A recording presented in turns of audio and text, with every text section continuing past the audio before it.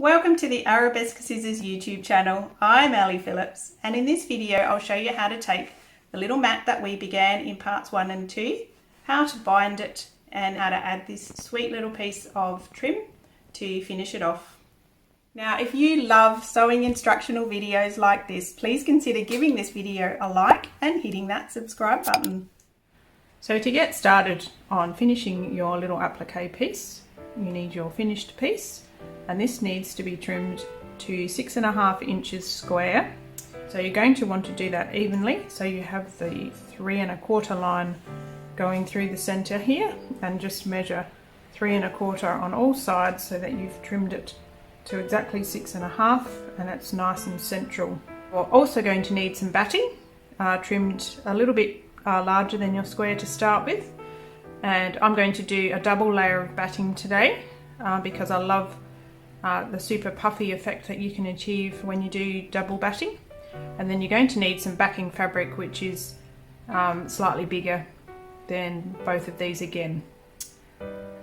I've got some fabric I've cut here made into binding. So I've cut this at 2.5 inches wide because I'd like to do a nice wide binding to show off this really pretty floral fabric here. So cut this at 2.5 inches wide, and you're going to need roughly 30 inches of this. Now to cover the join here, we're not going to do a traditional join on this mat.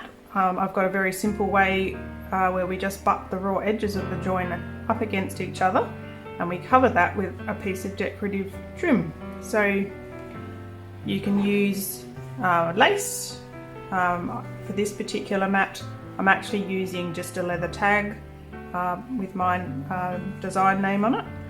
And for this particular mat, I've used one of the ribbons that the Fat Quarter Shop Fat Quarter bundles come wrapped in. So just think outside the box, use whatever you've got, and you can make a lovely feature of this little bit of join here. The trim that I'm going to use for binding my mat is this little cute apple trim, and the binding that we're going to use is going to finish at approximately 1/2 inch wide. So I need to make sure that the trim that I'm going to use here is going to fit within that space if I want a whole apple showing on the top, and that looks like that will fit very nicely. So I'm just going to mark here with my pen, just roughly either side here at the moment. So I need to cut longer than that and longer than that. So I'm just going to trim this off about there. Just make sure I've given myself plenty of ribbon to work with there, and then we can set that aside. So I'm going to go and baste all my layers together here. I'll be using some spray basting, and if you are going to use 2 layers of batting, you need to make sure that you baste very thoroughly so that these don't shift on you, otherwise you'll end up with lots of puckers. Now I'm using a size 75 quilting needle here and an open toe foot so that I can clearly see what I'm doing. And I'm just stitching really slowly, stopping and pivoting when I need to, so I don't pull on the fabric and accidentally move it.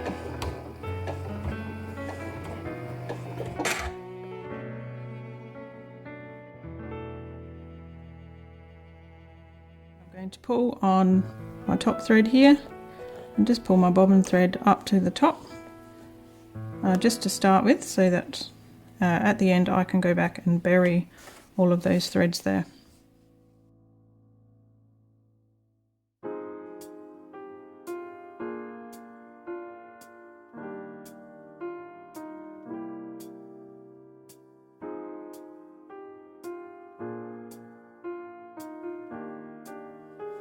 So you can see there I've got a really nice puff coming with these little bit of quilting that I've done already. So just go ahead and quilt around the central square and then just work your way around quilting around all the other ones. So I've got all of this quilted, and I'm just going to go ahead and bury all of my ends with my cheetah needle, and then I'm going to baste around this edge here at 1/8 of an inch seam allowance, just to lock all of this into place.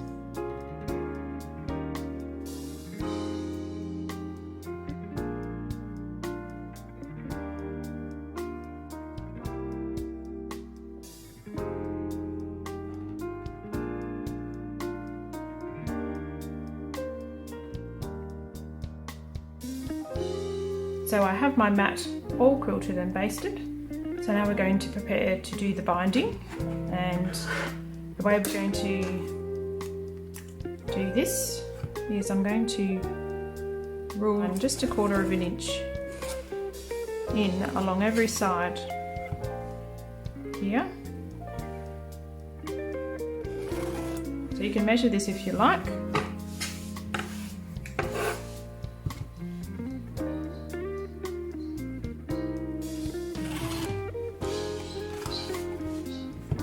Now this is going to be the line that we align the raw edge of the binding to. And so I'm going to align this roughly 2/3 of the way down one of the sides. So eyeball roughly 2/3 of the way down here. And I'm going to make this the part where my binding begins and ends. Okay, so on my trim here I've marked my 1/2 inch, which is going to be the finished width of the binding on the front of the mat here. And then I'm going to add an extra 1/4 of an inch onto the left hand side of the binding here. And this line here is what I'm going to align to the mark that I've made here on the background fabric. So I'm going to take this line that I've marked here, which is 1/4 of an inch away from the apple that I'd like to show. I'm going to place that right side down, right directly on top of the mark here, and on top of the line where I'd like my binding to begin and end. So now I'm going to take my binding and place this with the raw edge lining up on this pink mark directly in the center of that tape, so that this tape is going to completely cover the raw edge of the join here. And I'm just going to get my binding clip and clip that together. So when I start stitching, I'm going to be 1/4 of an inch away from this raw edge along the marked line here, and we're going to stitch down, and I'm going to stop stitching 1/2 an inch away from the edge of the mat here. So this is 1/2 an inch here. So you can mark that if you like by measuring with your ruler, and then I'm just going to place another binding clip to hold that in place. So that's going to be our first corner, and then I'll show you what to do after that.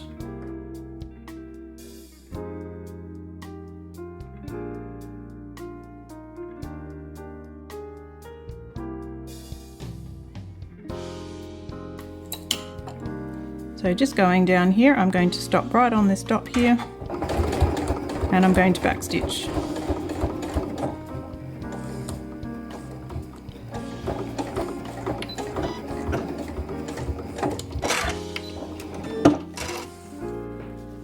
Okay, so now I've stopped at 1/2 an inch away from the edge of my background fabric here. I'm going to pull this up at a 90-degree angle so that we make a 45-degree angle here.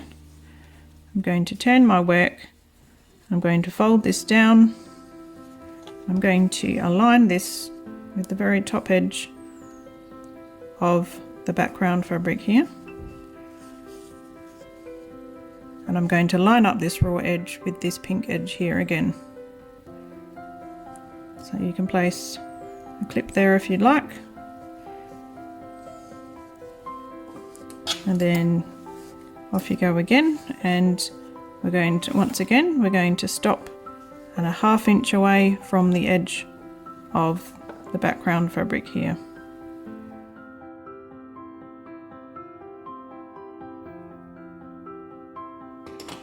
Once again, fold this up at a 90-degree angle,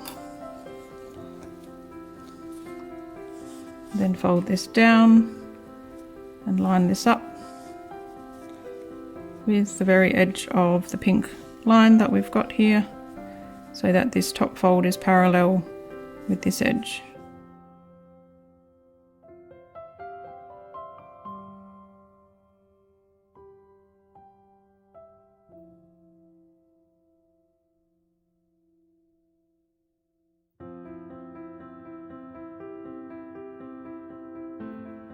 Now for the final corner, the process is the same, except we're going to stop stitching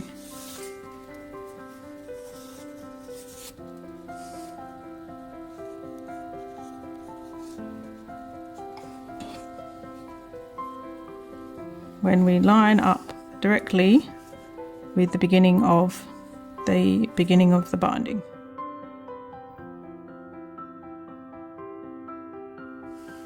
So now I can trim my binding level with the edge of the rest, so that when this all folds over, this little tag of an apple is going to end up nicely right on the top of it all. So now you can go and pull all of your binding open so that it will fold to the back. And take this to the iron and give it a really good press, and also press down this trim so that you can actually trim this off and it will fit under nicely with everything else. So now you can go and just clip your binding down with some binding clips, mitering those corners.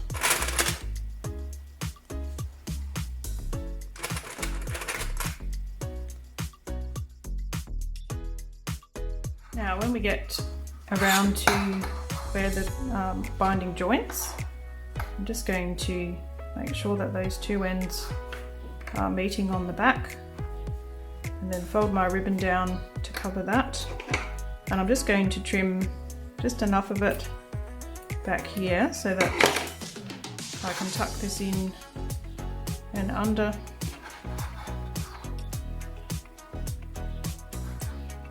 And it works out very nicely that I can have an apple on both sides.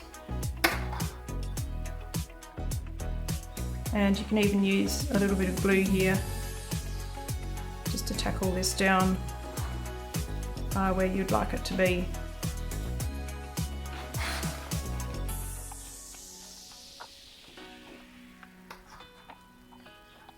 Push everything in nice and smoothly, and then just grab another clip and pop that over the top. So now that's ready to hand stitch down from behind. So I'm just going to slip stitch this down into place, and then we're all finished. So here we have the little mat all finished, and the join is nicely covered up by the bit of ribbon here. And if you want to, you can go ahead and add some extra hand quilting around the edge of the binding, and any other little embroidery details here, you can keep adding them. So yes, I'd love to see if you make one of these little mats and what else you do with it. You can turn this into a pot holder or a trivet or something similar to that, or you can just put it on the wall as a mini quilt. So yeah, I'd love to see what you make with it.